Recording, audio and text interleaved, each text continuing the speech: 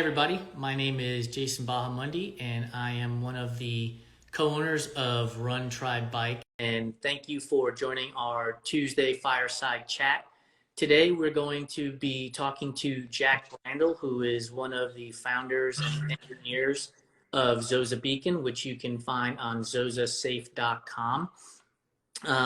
Before we jump into the conversation with Jack, we want to give you an update on three different events that we're working with. As you know, we're working with the Monarch Triathlon, which is going to be held in Kingman, Arizona on October 22nd, 2022. It is an all-female, unique point-to-point race with a downstream swim and also relay teams.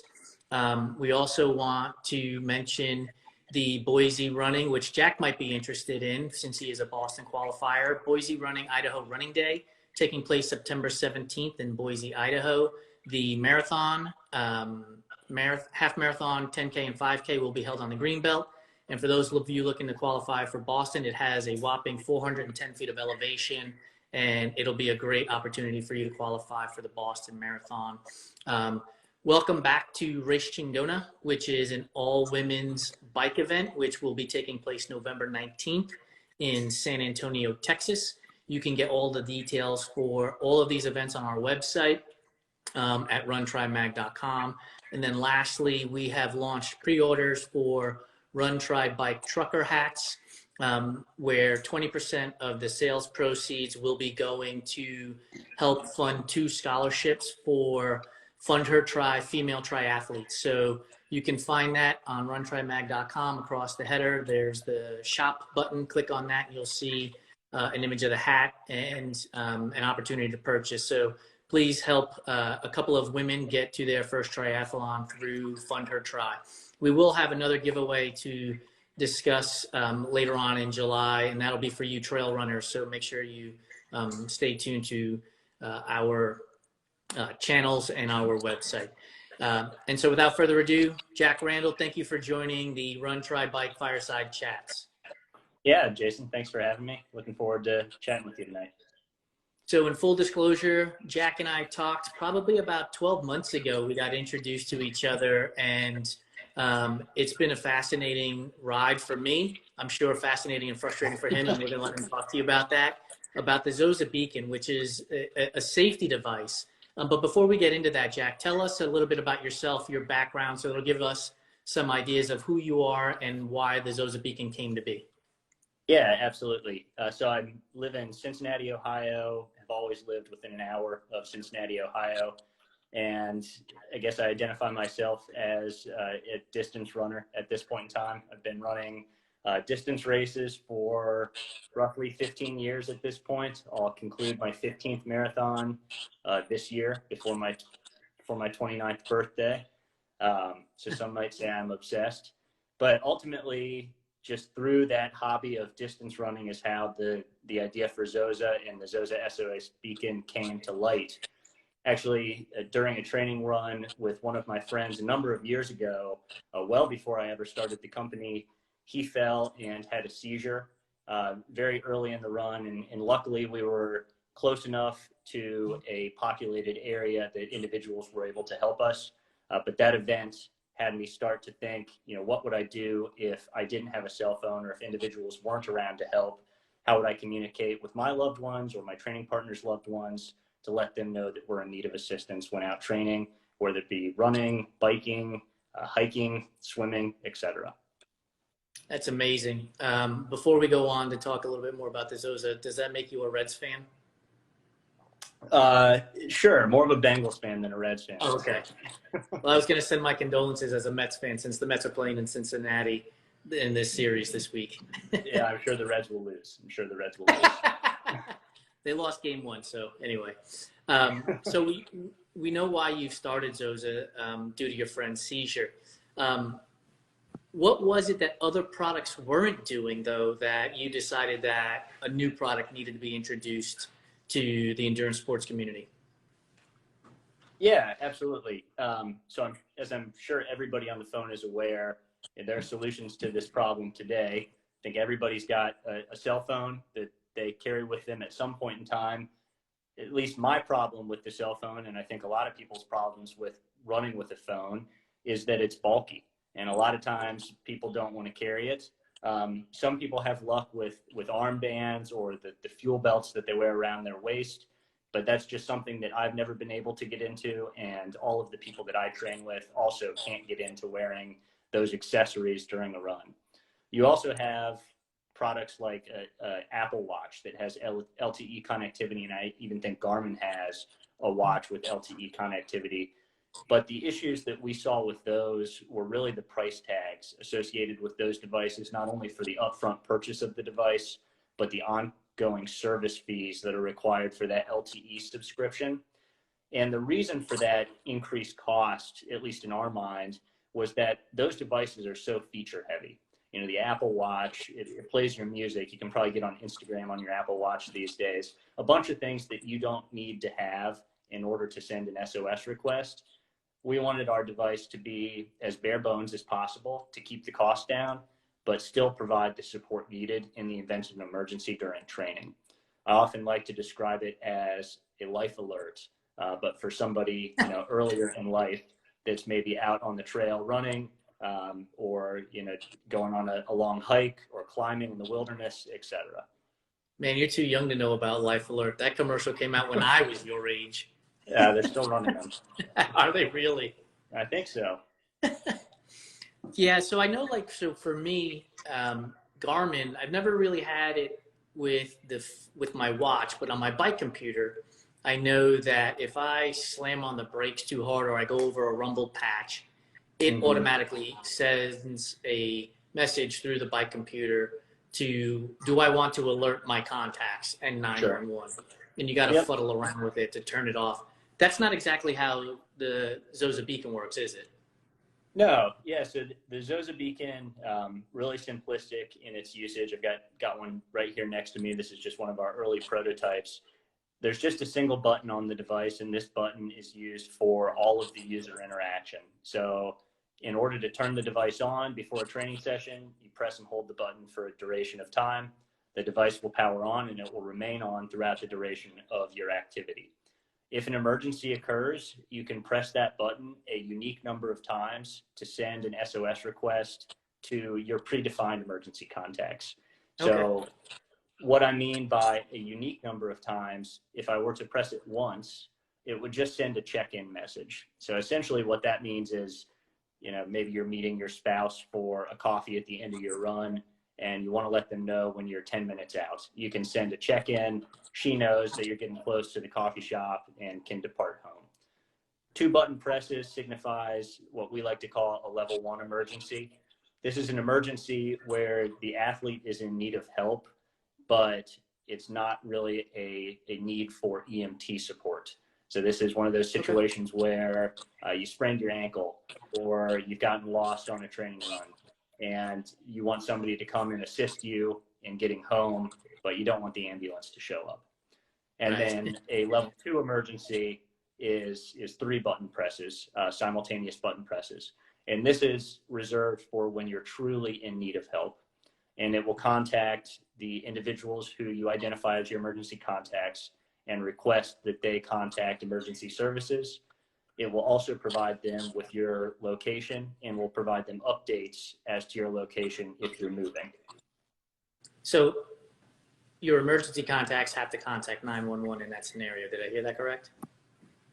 In the minimum viable product, the first product we launch, that will be the case. However, we do hope to partner with another company that would act sort of as the middleman and would contact 911 in parallel with your contacts being alerted. Got it. So, and the reason why I asked that question is because recently friends of ours went on a hike in one of the mountains out here in Phoenix, and one of the participants actually fell and sprained their ankle. And so then it became a situation of trying to get in touch with 911 and getting some services out there. And they actually had to helicopter her out and everything else. But your device in this situation, and I'm probably describing it poorly, the situation, but your device would have helped them tremendously because she wasn't injured to the point that she actually needed to be airlifted. She could still walk.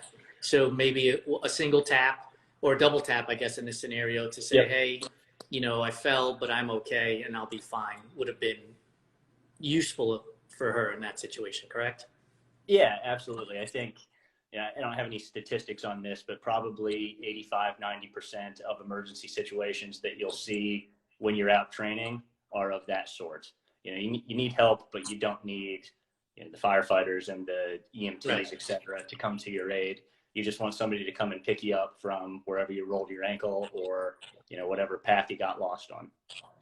Yeah, and I would guess it probably would work faster. And to continue with that story is, so as I came off the trail, there was an EMT and he asked me, "Hey, have you seen anybody over there that's in distress and needs my help?" And I said, "No, I didn't see anybody from where I was." And I ran past them and I ran for like another hour, maybe two, before I saw the helicopter overhead.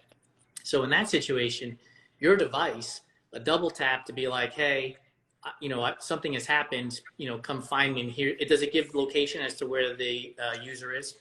Yeah, it will give the location of the wearer at that given time. And then once an emergency has been activated, in the example I used previously, if the individual keeps moving, in the case of your friend, they were still able to walk, it would continually update their location so that you had a real-time ping of their whereabouts.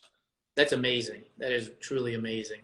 So we're talking about safety devices here with Jack Randall from Zoza Beacon. You can find it at zozasafe.com. My name is Jason Bahamundi. I'm one of the owners of Run Try Bike. And thank you for joining us for our Tuesday Fireside Chats. If you have questions for Jack about the beacon, how it works and things like that, just hit the little tiny question mark at the bottom of the screen and type it in there. We'll be able to address it and get it off to Jack so he can answer it for you. So we're talking about safety, Jack. So why is safety so important to you? Why did this come about outside of what you saw on the market as from a business perspective? Personally, was there anything that your friend could have resulted in that really sparked this movement? Yeah, so I think the situation with my friend, and I'll preface with everything, turned out just fine. He made it to the hospital and he's fine as of today.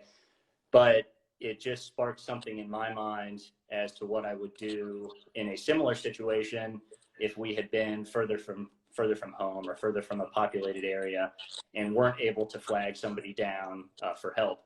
And as an individual who runs more days than not, and I often find myself, a number of miles from home, I never carry my phone with me. And I can tell you that my wife is also an accomplished runner, and she trains more often than not, multiple miles from home, and she never carries her phone with her either. And it's not a situation where things continue to happen in our case, but what I like to do is try to develop something to prevent maybe a situation from happening in the future. That makes total sense. And I mean, I'm like you and your wife, where I don't carry my phone when I run.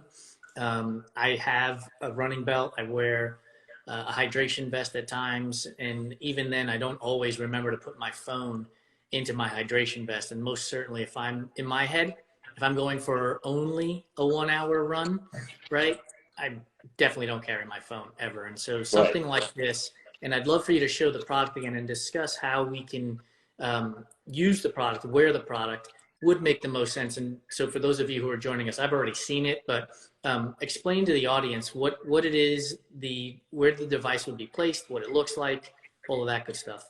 Yeah, absolutely. So I'll preface with, this is a prototype. Product's not on the market yet. Still working through the development of the product itself. But when we do launch, it will come in a box such as this. And within the box, there will be really three main items. There will be the charging base, which allows you to wirelessly charge the SOS beacon so that you're always ready to go. There will be a shoe clip, which allows you to attach the beacon to the laces of your running shoe. And then there will be the beacon itself, which is comprised of a really simplistic housing with just a single hybrid membrane switch, a silicone molded hybrid membrane switch, which acts as the user interface. The idea of the Zoza Beacon is to wear it in really one of three ways. You can either clip it directly to your shoe if you're a runner, so you've always got it with you, always on your favorite pair of training shoes. There's a separate clip that actually clips directly to the handlebars of a bike, so you can clip it directly to your bike. And we've designed this key loop into the housing as well, so that, let's say you're a skier, you want to wear it on the zipper of your ski jacket, you can run a keychain loop directly through that keyhole. And as mentioned before, the device is super simplistic in its usage. Press the button a number of unique times to signify the level of help that's needed in an emergency situation. Something else that I'll mention that's unique to our device, as opposed to some other emergency devices on the market, we offer a very, what's the word I'm looking for? I guess rudimentary two-way communication with your emergency contacts. So not only is the wearer of the device able to send a request for help, but once one of your emergency contacts decides to respond to that request within the mobile application on their phone, the LEDs within the device will signify to the wearer that help is on the way. So that's another way we're trying to provide a little bit more peace of mind to the wearer in situations that might be more difficult than most. So clearly the purchaser of the device is going to download the app. Do they need to then tell their emergency contacts to download the app as well? Yeah, so the app will actually prompt emergency contacts to download it for the purchaser of the device. During device setup, the user will have the ability to select emergency contacts from their contact list on their phone, and then an email and a text message will go out to those individuals indicating that they've been added as an emergency contact to so-and-so's device list, and will prompt them to download the app.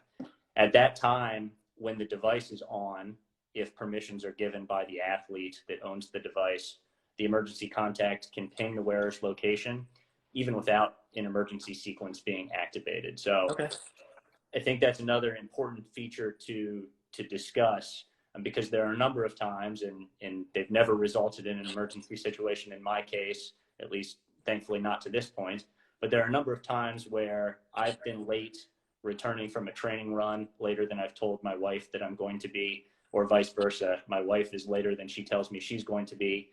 And there's that, 15 minutes of being frantic, wondering where they are. And it would be very nice to be able to just open my phone, open the Zoza app, and ping her location to see she's, a mile from home. She must be on her way back. But instead, you just have to sit there with the unknown at this point in time. So as you were talking about that, so I'm an ultra runner, and so we're talking 100-mile races. I've done a 250-mile race, and I'm thinking specifically for a 200 to 250-mile race, that if I was wearing that beacon and I had emergency contacts, would they be able to see where I am sort of on the course while I was racing? Yeah, with some degree of accuracy. In order to preserve battery life and minimize the amount of data that we require, in situations where an emergency has not been initiated, we'll only ping the device's location every X number of minutes. Now, when an emergency has been initiated by the wearer, we'll start to increase the frequency in which we check the wearer's location. But in your circumstance, let's just say you're running a race, everything is going as planned, no emergency has been initiated. An individual that's identified as your emergency contact will be able to open the app and, with a relatively high level of accuracy, determine where you are on the course. Well, I mean, honestly, a 250-mile race took me 110 hours. So if it pinged every 20 minutes, they'd be fine. I'm not moving very fast. Exactly. Even in a 100-mile race, they take 24 to 30 hours. You don't need to know exactly where that person is in that moment, but it probably could, especially these long through. Who is one of our co-owners, who's not on the call with us today, was scheduled to be in Iceland for a through hike. And so again, in a scenario like that, just kind of wanting to know that he was safe and moving along, if he was using the device, I could just open up the app and find him, so to speak. Yeah, absolutely. If his device was powered on and he was connected to both the GPS satellites and had an LTE connection, you would be able to figure out where he was. Something else I'll say about that, and something I forgot to mention when we were talking about some of the shortcomings of products on the market today, when we're talking about cellular connectivity, whether it be your cell phone or an Apple Watch, for example, that's connected to the network, usually we're talking about 4G, LTE, or 5G, which has more recently come to the market. And while those technologies are fantastic for super fast refresh rates, if you're watching a video or trying to stream music, etc., one of the downsides to those technologies is they have a fairly minimal range. And what we've done in order to extend the range of our device so that it works in more remote locations is we're using a bandwidth of the LTE network called LTE-M. And essentially what that means is we can transmit data over large distances at a slower rate. And I say slower rate, some people might be thinking in an emergency situation, you don't want to be transmitting data slower, you want to be doing it faster. But when I'm talking about a slower rate, I'm talking about something that's negligible to an individual, unless you're trying to stream a video or something along those lines. So we chose to take that trade-off and proceed with having our device have a broader range of usage for somebody that's doing a through hike in Iceland, versus having a super fast refresh rate, if you will, where it's not really necessary in this case. Yeah, I mean, we're tapping the button to alert somebody, not sitting there laying on the floor watching Netflix, right? I mean, exactly. So you mentioned skiing, you mentioned cycling, you mentioned through hiking and obviously running. What other sports can people use the Zoza Beacon in? I don't really see a limitation to its usage. Its housing is waterproof, so if you're a big triathlete or just a swimmer, an open water swimmer, you could strap it to your goggles if you wanted to. I don't know, how much use it would provide in those situations, but it is a capability of the device. I also, while it's not a segment of the market that we're specifically targeting with this device, I see its usage outside of endurance sports. And I know there are devices on the market today that fill this hole in some regards, but for a child, for example, that's too young to have a cell phone, but the parent wants to know, their whereabouts and give the child an opportunity to reach out to them in the case of which they need help. Or as mentioned earlier, I compared this to a life alert device. If you have an elderly parent who maybe doesn't need a life alert device, but wants something simpler that can be worn at all times so that you know where they are or they can reach you, this is another use for this device. And not something we're marketing it as at this point in time, but something that we might consider growing into in the future. For those of you who are just joining us, my name is Jason Bahamundi. Thank you for tuning in to our Tuesday Fireside Chats. We hold them every Tuesday at 5 p.m. Pacific time, 8 p.m. Eastern time, Today, we're talking to Jack Randall of Zoza Beacon, which you can find information about his product, which is coming out soon at zozasafe.com. One thing, Jack, I do want to bring up that you mentioned and kind of just, I don't want to say glossed over, but you talked about swimming for a brief minute. One of the things that we have learned here at Run Try Bike is the anxiety that comes from swimming, especially in the open water. And a device like this could give people an opportunity to feel more comfortable knowing that, they press a button, they can get people to them relatively quickly, so to speak. Sure. And the idea of putting on the back of your goggles, the strap on the back of your goggles, makes total sense. So for those of you that are triathletes or open water swimmers in general, long course swimmers, I would highly recommend you take a look at this device when they release it and go read about it, because that's going to relieve a lot of anxiety for you, knowing that you have somebody around you. You have swim buoys that you drag along with you so that boats can see you and other swimmers can see you, but you also are able to hang on to it. This is another level of comfort for those swimmers, and I think there's a market for you there as well with it. Now that you've mentioned it that way, I didn't think of it that way. Sure. I kept thinking of it on your wrist. Yeah. But putting on your goggles on the back of your swim cap makes total sense to me. Yeah, and I will say, if there are swimmers on the line, feel free to send me a message on Instagram or contact me through our website. I'm a horrible swimmer, so I know very little about the sport of swimming. I'd certainly be interested to learn more and figure out ways that we could better suit this product to your needs. That's great. Thank you for offering that. Again, go to zozasafe.com, click on their contact, and send a message to Jack. And Jack, I'd be happy to participate in that conversation too. As a person who has finished 8 Ironman races, I'm no stranger to the open water. That being said, I did DNF my last Ironman race because I had a panic attack in the water. And it was just one of those things. It happens Sure. to a lot of us.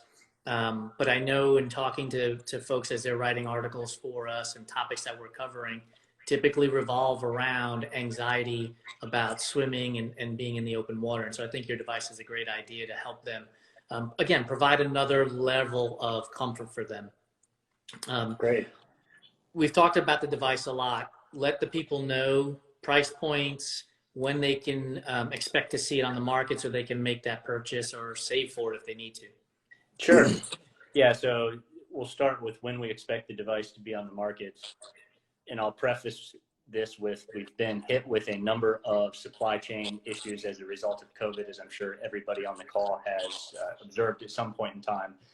So while the device that I hold in my hand here is not entirely functional yet, we do have what we're calling development devices that are in the process of being made functional. And the next step will be to shrink the board, essentially the internals of the development device, into this housing. And our hope really is to get first product to the market. Initially, it was by this summer. It's looking more like by the end of 2022, we'd like to have a few devices on individual shoes so that we can dry run them, figure out what the bugs are, and fix those bugs before we launch, do a full launch. I think it's really important, and we're going to take our time with this as we develop this product, but we want to ensure that the reliability of the device is as high as we can possibly make it before we go to full launch. And I just think that that's because of the nature of the product and what the product's going to be used for. So while we might be on some individual shoes prior to full launch, that's looking like 2022, and then maybe in 2023 we'll have the full launch. That being said, if you're interested in participating in what we're calling the soft launch, feel free to contact me again on the website. There's an opportunity there to keep in touch, and I will keep everybody up to date on development updates and when we might have product on individual shoes or handlebars or wherever you might choose to wear it. In terms of price points, I mentioned a little bit earlier, one of the main design goals with this device was to make it affordable for the masses. I think a lot of the solutions out there today, whether it be an Apple Watch or a Garmin watch with LTE connectivity, are number one, super expensive for the device up front, and then require really expensive fees to maintain LTE service to that device, sometimes on the order of magnitude of $15 a month. We've tried to price our device at roughly $75 for the device itself. That's a one-time fee. And then there will be a service aspect to this. It's unavoidable in our case because we do have to provide cellular service to the device. But because of the amount of data we're using and the type of data we're using, we can keep that cost super low for our customers at just $50 a year if you choose to purchase it annually, or $5 a month, equivalent to $60 a year if you choose to purchase it on a monthly basis. So really trying to make it available to the masses in that way so that price point is not a barrier to safety during training for some of these endurance athletes. Yeah, that's relatively inexpensive. Obviously, if you buy a new Garmin watch, you're going to spend in the realm of a few $100s. Apple Watch is probably just the same, if not more, I'm guessing. And so, yeah, the price point seems really good for folks. And now you said monthly. So if I decide to do a monthly subscription because I'm doing this particular event or whatever, I'm training for 4 months, then I can then stop. Absolutely. Yeah, you can stop it whenever you desire and start it back up whenever you desire. There will also be an option as I see this device as maybe something that somebody's parent would gift to them. It seems like something somebody's mom would buy them for Christmas or something like that. If you wanted to purchase service in, a bulk amount, maybe for a year or two, you could do that as well. And that service would be provided or given at a discount versus the monthly rate. So one of the things that, as you were saying that, I was thinking like transferable. So if for argument's sake, I get into endurance sports, I do my one and done and it's just not for me. Am I able to transfer the device to a family member and they can then, update everything? Is that something that's possible? Yeah, it's a great question. Certainly possible, not something that we've put a ton of thought into yet, but it would just require a rewrite to the hard-coded data on the device, which could be done over the air. It wouldn't need the device to be sent back. It would just be a matter of resetting the device within the app and then setting it up with a new owner. Great. I mean, that would be, I'm sure that would go a long way because, again, we're working with beginners. We tell a lot of beginner stories, and we hear a lot of times they got into the sport and then they got out of it because it was really a bucket list item for them. Sure, absolutely. It's the intention here is not to lock you into some contract like you might have with your old cable provider or something like that. It's the intent is to provide a means of safety and to keep the costs as low as possible so that we can provide it to everybody available. So we are triathletes, a bunch of us on this call, and a lot of our followers are, and we get timing chips, and they have them at running races as well. Is this something that could sort of be used for a race, or is the information, because if you're talking 100 to 200 people all at the same time in the same area, would that not be feasible for you guys? In the initial product that we'll launch, it's not a feature that will be available. However, it is something that we've discussed in the past, and it hasn't been discussed at length recently, but a type of race that comes to mind are some of these more remote ultra marathons, which I'm sure you're familiar with, Jason, where you don't necessarily have a huge field. You can't have frequent checkpoints like you would in a major marathon for updates. And you want to provide some type of update to your spectator base. This might be a solution for situations like that. Yeah, I about a year ago, I was a crew member in an event called Uray 100, which takes place in the San Juan Mountains in Colorado, and there is no cell service. Just doesn't. There's zero, right? Yeah. And so, as a pacer, you're trying to alert the crew that your athlete is. We're at mile 62 and the aid station's at mile 68. We'll be there in X amount of time so they can be prepared. But there's no cell service. So in an event like that, tapping a button to say, hey, and I guess, help me out here. So if I tap the button once and it sends a signal, does it actually tell them I'm 10 minutes out, or does it's an indication that I'm close? It would just be an indication for them to check your location within the app on their phone. So you could push it if you were an hour out. You could push it if you were 2 hours out. But it gives them just sort of a little push notification, essentially, that says, hey, Jason is here right now. And it would show you your location, show them your location on the map.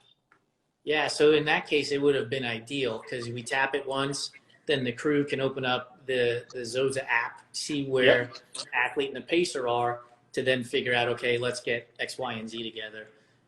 That type of thing. Another, I've also crewed at Badwater, and it would have been ideal for that place too, because again, it's a situation where you're trying to run and trying to type on your phone and run at the same time isn't all that easy.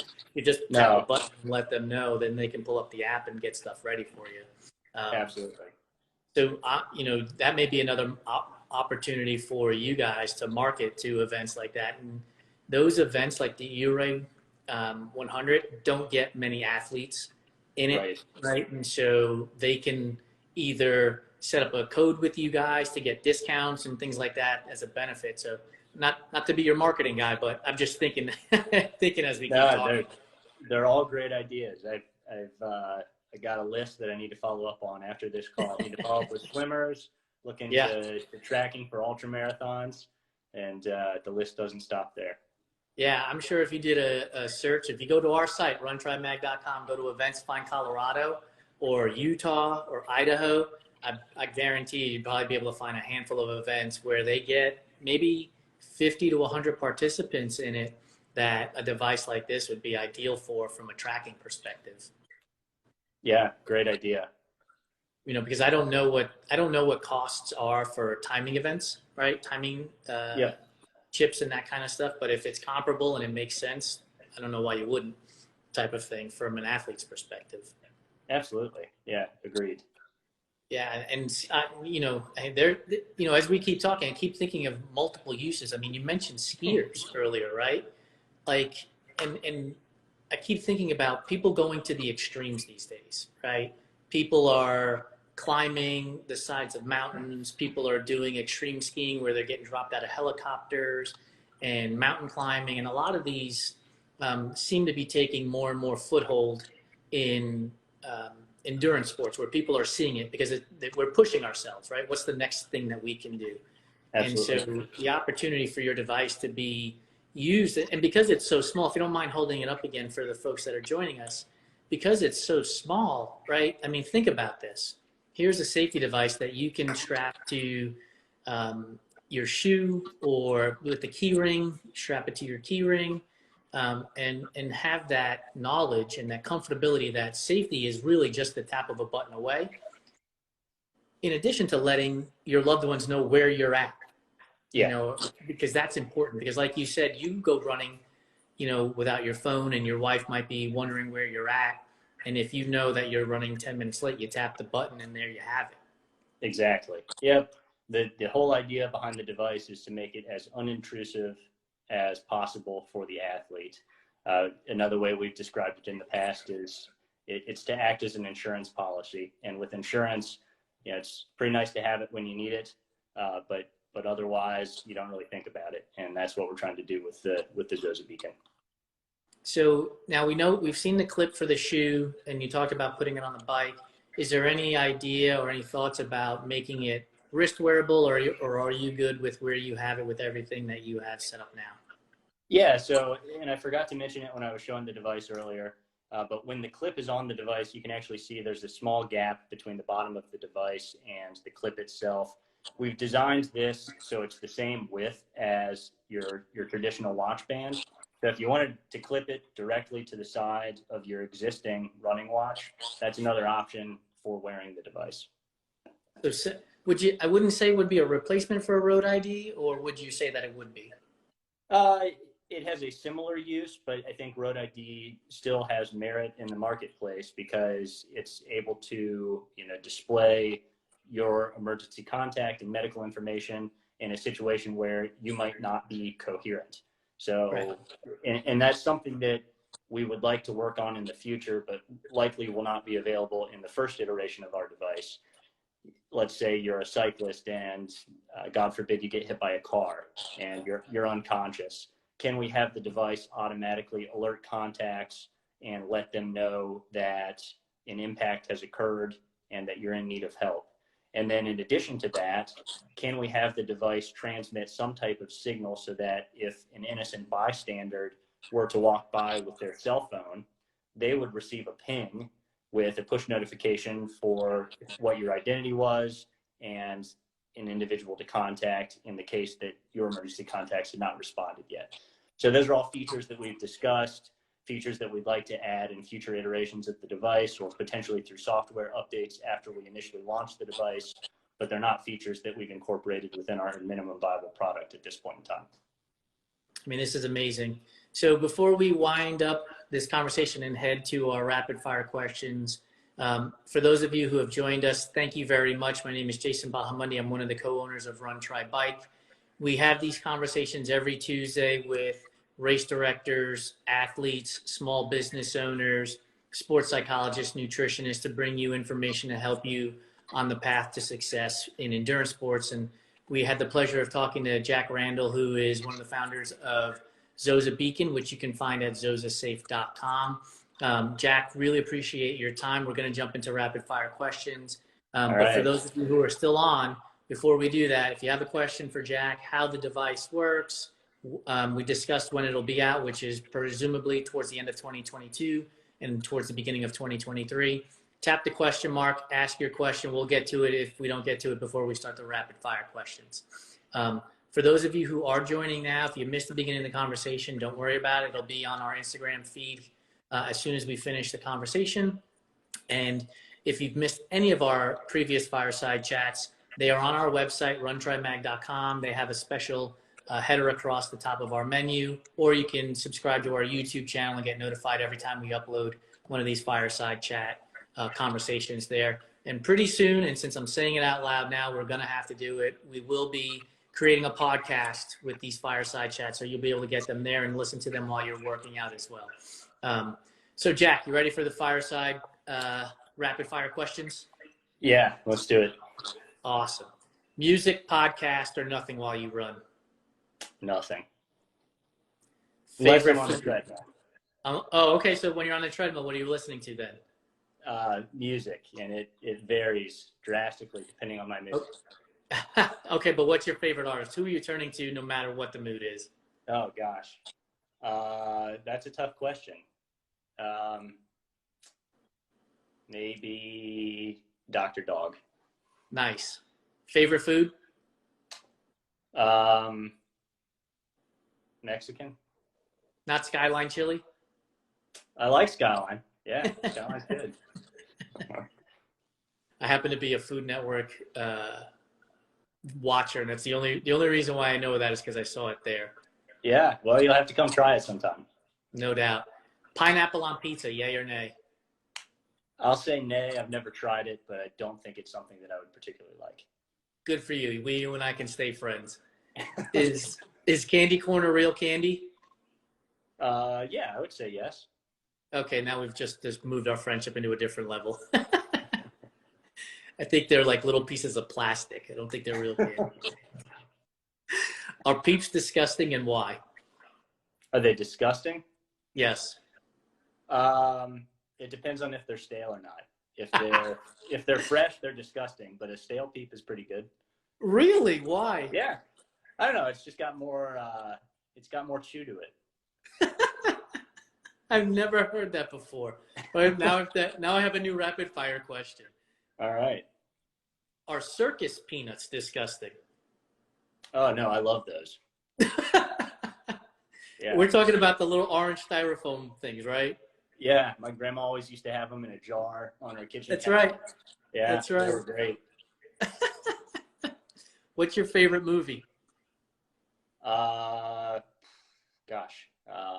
My wife asked me this the other day, and I couldn't come up with an answer. I'm not a big movie guy. Can that be my answer? Yeah, absolutely. I don't really watch a ton of movies. I like movies, but I don't really have a favorite. What's your favorite TV show then? I'd probably have to say Breaking Bad. Okay. So are you a Better Call Saul guy as well then? Yeah, I would say it's close between those two. I like them both. You mentioned that you don't listen to anything while you run or music while you're on the treadmill, but do you listen to podcasts? I do listen to a few select podcasts, but not a ton. What's your one that you're listening to right now that's grabbed your interest the most? I listen to a podcast by a guy named Clark Howard, which is all about ways to save money.